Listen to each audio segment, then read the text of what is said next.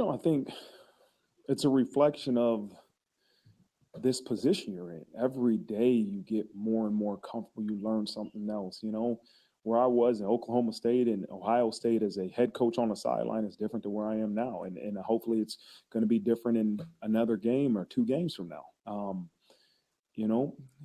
Part of it is having conviction in the things you say, right? And that if I feel strongly about something, I thought it was targeted. I just looked and I thought it was. So I was upset, and as our team quickly reminded me, nobody's worth 15 yards. And I thought I had a 15-yard penalty, and that was devastating because I say to these guys every so often, nobody in our football program is worth 15 yards, including the head coach. And I felt a disappointment. A couple of the guys said it to me on the sidelines. Nobody's worth 15 yards, coach. Nobody's worth 15 yards.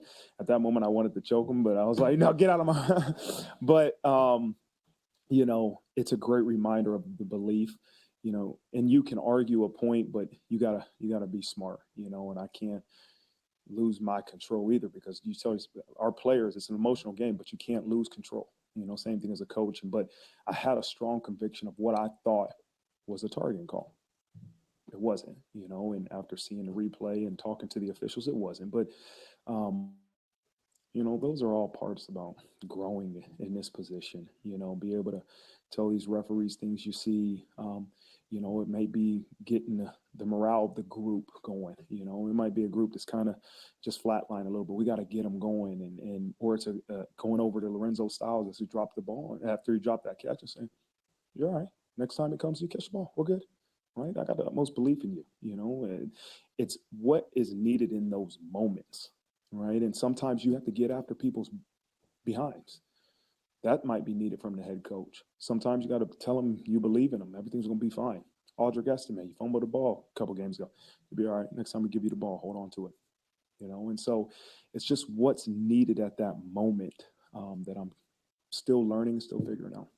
As far as Drew, the ability to run the offense, I think we had 0 pre-snap penalties, which is, to control, it's not easy to sit in that huddle, look at the play clock and say, okay, we're going to break at this moment, or get down there in time enough to do your motions and shifts, and the ability for him to control that offense. And then we only had 1 3 and out, offensively, which is huge. The ability to extend drives. I don't care if we end up punting, but to control the play clock, control the game clock, and extend drives was huge. And I think he had about 100 yards in terms of, running, throwing the ball.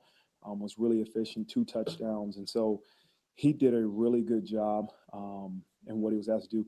The challenge for him is I don't know how many games in a row that we continue to get a couple balls batted. And so, I hear Coach Reese saying all the time, step up, man. You have to find those open spaces. You're not 6'4", but God is fair, we say, right? He's got some other gifts, and that, he's got to be able to step into those open windows to deliver a ball. And, but he is continuing to run the offense the way we need it.